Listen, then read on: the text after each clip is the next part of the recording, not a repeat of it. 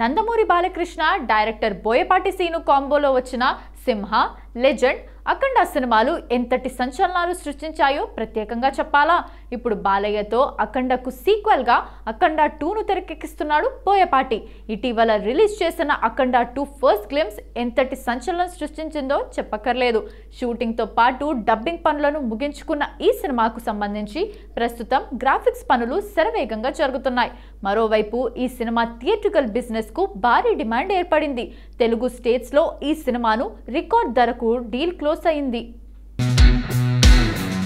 తాజాగా అఖండ 2 overseas rights ను మోక్ష మూవీస్, సినీ గ్యాలక్సీ మరియు శ్రీ వైష్ణవి ఎంటర్టైన్మెంట్స్ 15 కోట్లకు కొనుగోలు చేశారు. కేవలం నార్త్ అమెరికా వరకు $2.5 మిలియన్ కు డీల్ క్లోజ్ చేశారు. ఇక ఈ సినిమా డిజిటల్ రైట్స్ ను హాట్ స్టార్ అవుట్ రేట్ కు కొనుగోలు చేసింది. అన్ని లాంగ్వేజెస్ రైట్స్ ను 85 కోట్లకు అమ్ముడయ్యాయి. బాలయ్య సినిమాకు రావటం రికార్డ్ అని చెప్పాలి. దానికి తోడు హిందీ థియేట్రికల్ రైట్స్ కూడా ఉన్నాయి. ఏదేమైనా నిర్మాతలకు ఓటీటీ రూపంలో జాక్ పాట్ కొట్టినట్టే. ఇప్పటికే షూటింగ్ ముగించుకున్న అఖండ 2ను ఈ ఏడాది డిసెంబర్ 5న రిలీజ్ చేస్తున్నారు. 14 రీల్స్ ప్లస్ బ్యానర్ పై రామ్ అచంటా, గోపి అచంటా నిర్మిస్తున్న ఈ సినిమాకు తమన్ సంగీతం అందిస్తున్నాడు.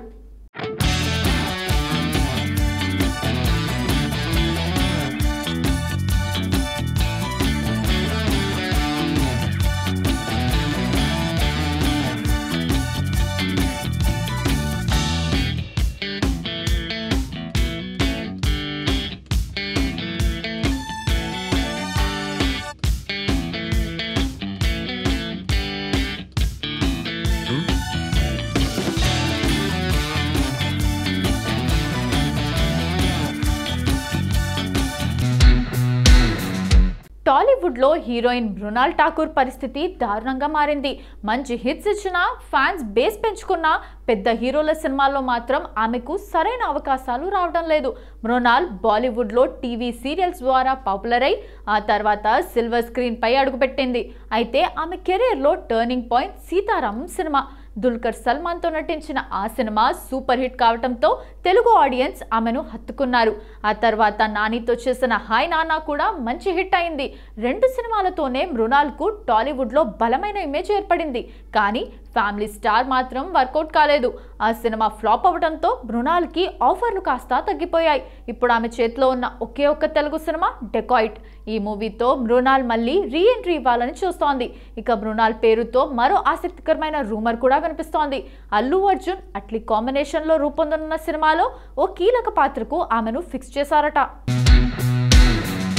కానీ ఈ వార్తకు ఇంకా అధికారిక నిర్ధారణ రాలేదు. తెలుగులో ఇలా స్లోగా ఉన్నప్పటికీ మృణాల్ హిందీలో మాత్రం బిజీగా ఉంటుంది. అక్కడ చిన్నపాటి పెద్దపాటి రోల్స్ ఏమైనా వచ్చినా చేయడానికి వెనకాడట్లేదు. కానీ ఆమె ఫోకస్ మాత్రం టాలీవుడ్ పైనే ఉందట. తెలుగు ప్రేక్షకులు తనను ఎంతగా ప్రేమించారో తెలుసని, అందుకే ఇక్కడ ఏ సినిమా వచ్చినా కాదనకుండా చేయాలని ఆమె ప్రౌడ్గా చెప్పిందట. ఆడియన్స్ కూడా మృణాల్కి మళ్ళీ అవకాశాలు రావాలని కోరుకుంటున్నారు. ఎందుకంటే ఆమె స్క్రీన్ ప్రెజెన్స్, నటన 2 ప్రత్యేకంగా నిలుస్తాయి. ఇప్పుడు డెకాయిట్ సినిమా సక్సెస్ అయితే మృణాల్కి మళ్ళీ డోర్లు తెరుచుకునే అవకాశం ఉంది. ఇక భవిష్యత్తులో తమిళ సినిమాల్లో కూడా అడుగు పెట్టాలని మృణాల్ ప్లాన్ చేస్తోంది. అయితే అక్కడి నుంచి ఇప్పటి వరకు ఎలాంటి ఆఫర్లు రాలేదట. అయినా కూడా ఆమె మాత్రం ఆశలు వదులుకోలేదు. ఏ భాష అయినా సరే మంచి కథ వస్తే నేను తప్పక చేస్తాను అని మృణాల్ తన కెరీర్ పట్ల నమ్మకంగా ఉంది.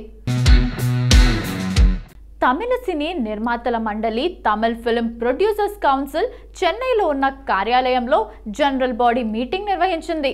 అంతేకాక ఈ మీటింగ్లో కొన్ని కీలకమైన నిర్ణయాలు తీసుకున్నారు. తమిళ సినీ పరిశ్రమను మరింత బలోపేతం చేయాలనే ఉద్దేశంతో ఈ నిర్ణయాలు తీసుకున్నట్లు జనరల్ బాడీ తెలిపింది. అయితే ఆసక్తికరమైన విషయం ఏంటంటే వారు తీసుకున్న నిర్ణయాలు బానే ఉన్నాయి. కానీ వాటిని కేవలం నిర్మాతలు అనుకుంటే సరిపోదు. హీరోలు కూడా అనుకుంటేనే అది వర్కౌట్ అవుతుంది. ముఖ్యంగా ఇక మీదటి చేస్తున్న భారీ బడ్జెట్ సినిమాలన్నీ రెవెన్యూ షేరింగ్ మోడల్లోనే ఉండాలని ప్లాన్ చేశారు. అంటే దీని ప్రకారం స్టార్ హీరోలు, టెక్నీషియన్లు ఫుల్ పేమెంట్లు తీసుకోరు. కానీ సినిమా పూర్తయిన తర్వాత వచ్చే లాభాన్ని లేదా నష్టాన్ని మాత్రమే షేర్ చేసుకుంటారు.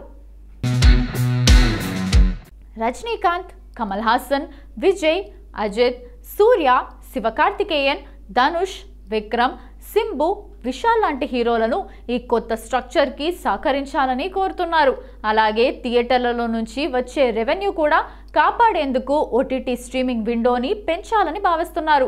ఇప్పుడు ప్రస్తుతానికి 4 వారాల విండో ఉంది. దాన్ని 6 నుంచి 8 వారాలకు పెంచాలని భావిస్తున్నారు. పెద్ద సినిమాలకు ఎక్కువ గ్యాప్ ఉండేలా, చిన్న సినిమాలకు కొంత తక్కువ ఉండేలా ప్లాన్ చేయాలని నిర్ణయం తీసుకున్నారు. అలాగే బుక్ మై షో లాంటి యాప్స్ కాకుండా తమిళనాడు గవర్నమెంట్ స్వయంగా ఒక టికెట్ బుకింగ్ ప్లాట్ఫామ్ ఓపెన్ చేస్తే మంచిదని ప్రభుత్వాన్ని కోరేందుకు సిద్ధమవుతున్నారు.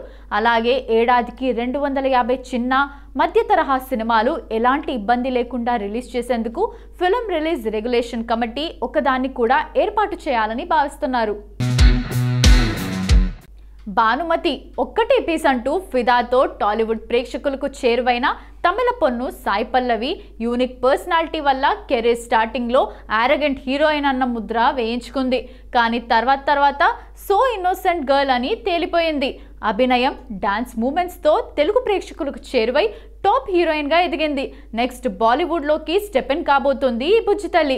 అమీర్ ఖాన్ సన్ జునైద్ ఖాన్ హీరోగా తెరకెక్కుతోన్న మేరీ రహూతో బాలీవుడ్ డెబ్యూకి రెడీ అవుతోంది సాయి పల్లవి. తొలుత ఏక్ దిన్ టైటిల్తో సెట్స్ పైకి వెళ్లిన ఈ రొమాంటిక్ డ్రామాను నవంబర్ 7న రిలీజ్ చేయాలని అనుకున్నారు. కానీ తర్వాత టైటిల్ను మేరీ రహోగా చేంజ్ చేసి డిసెంబర్ 12న విడుదల చేస్తామని అనౌన్స్ చేశారు. కానీ ఇప్పటి వరకు ఎటువంటి అప్డేట్ లేదు. కనీసం హీరోయిన్ల లుక్స్ కానీ ఇతర విషయాలు కానీ బయటికి రాలేదు. సినిమా రిలీజ్ కావటానికి ఇంకా నెల రోజులు కూడా లేదు. ప్రమోషన్లని స్టార్ట్ చేయలేదు టీం. దీంతో ఈ ఏడాది సినిమా వస్తుందా అన్న డౌట్ బీటోన్ ఆడియన్స్లో కలుగుతోంది. ఈ సినిమాతో తానేంటో ప్రూవ్ చేసుకోవాల్సిన సమయం. అలాగే ఇండియన్ సినీ ఇండస్ట్రీలో కని విని ఎరుగని భారీ బడ్జెట్ చిత్రంగా తెరకెక్కుతోన్న రామాయణ 2 భాగాల్లో సీతగా నటించబోతోంది సాయి పల్లవి. ఇప్పటికే రాముడు సీత గెటప్పుల్లో ఉన్న రణబీర్, పల్లవి ఫోటోలు లీక్ అయి మంచి అప్లోస్ తెచ్చుకున్నాయి. ఈ దీపావళికి పార్ట్ 1 రిలీజ్ అవుతుందని ఓ వీడియోను రిలీజ్ చేశారు మేకర్స్. కానీ మేరే రహోలో నిషా క్యారెక్టర్ చేసిన న్యాచురల్ బ్యూటీ లుక్ ఎలా ఉందో మచ్చుకైనా రివీల్ చేయలేదు టీం. మరి మేరీ రహూ చెప్పి టైంకి వస్తుందో లేదో చూడాలి. ఇప్పటి వరకు పొరుగు ఇండస్ట్రీల నుండి హీరోయిన్లనే తెచ్చుకుంటున్నాం.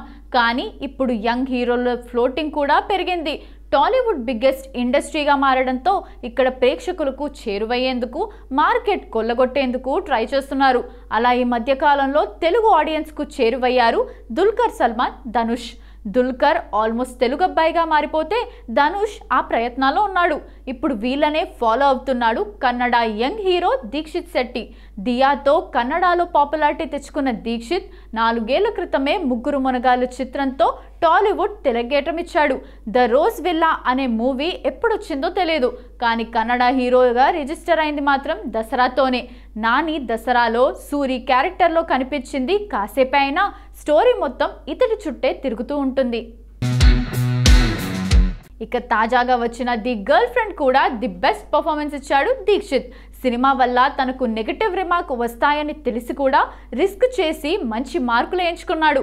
ఇక తెలుగు అబ్బాయిగా స్థిరపడేందుకు టాలీవుడ్లో 2 క్రేజీ ప్రాజెక్ట్స్ చేస్తున్నాడు. కింగ్ జాకీ క్వీన్తో పాటు షబారా అనే ఫిల్మ్ చేస్తున్నాడు. అంతేకాదు ఇక్కడి మార్కెట్ కొల్లగొట్టేందుకు తన కన్నడ సినిమాలను తెలుగులోనూ రిలీజ్ చేయబోతున్నాడు. బ్యాంక్ ఆఫ్ భాగ్యలక్ష్మిని కూడా ఇక్కడ డబ్ చేసి విడుదల చేయబోతున్నాడు. అలాగే కన్నడ, తమిళంలో, మలయాళంలోనూ మూవీ చేస్తూ సౌత్ ఇండస్ట్రీని చుట్టేస్తున్నాడు.